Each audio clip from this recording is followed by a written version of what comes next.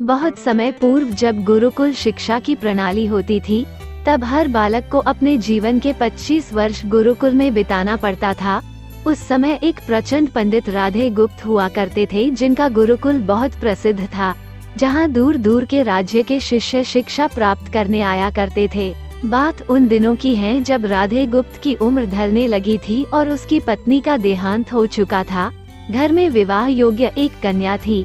राधे गुप्त को हर समय उसकी चिंता सताती रहती थी।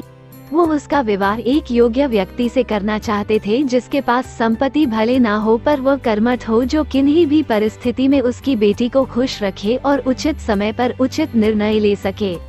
एक दिन उनके मस्तिष्क में एक ख्याल आया और उन्होंने इस परेशानी का हल सोचा कि क्यों ना वो अपने खुद के शिष्यों में से ही योग्य वर की तलाश करे। उनसे बेहतर उनकी बेटी के लिए और क्या हो सकता है। इस कार्य के लिए उन्होंने बुद्धिमान की परीक्षा लेने का निर्णय लिया और सभी शिष्यों को एकत्र किया।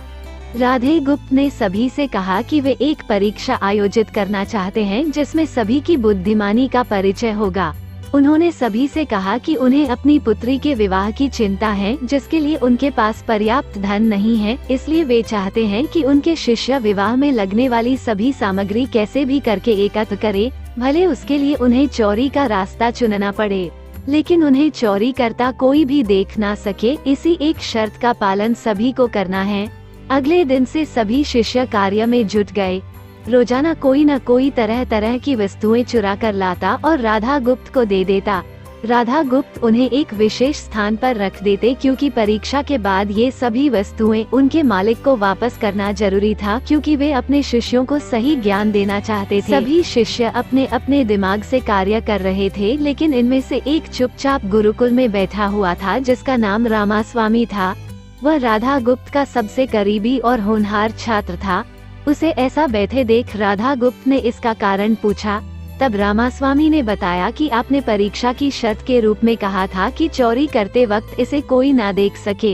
इस प्रकार अगर हम अकेले में भी चोरी करते हैं, तब भी हमारी अंतरात्मा उसे देख रही है।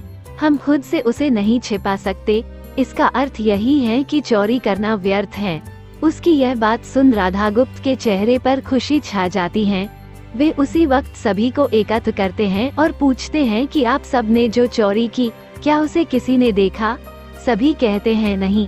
तब राधा गुप्त कहते हैं कि क्या आप अपने अंतर्मन से भी इस चोरी को छिपा सके?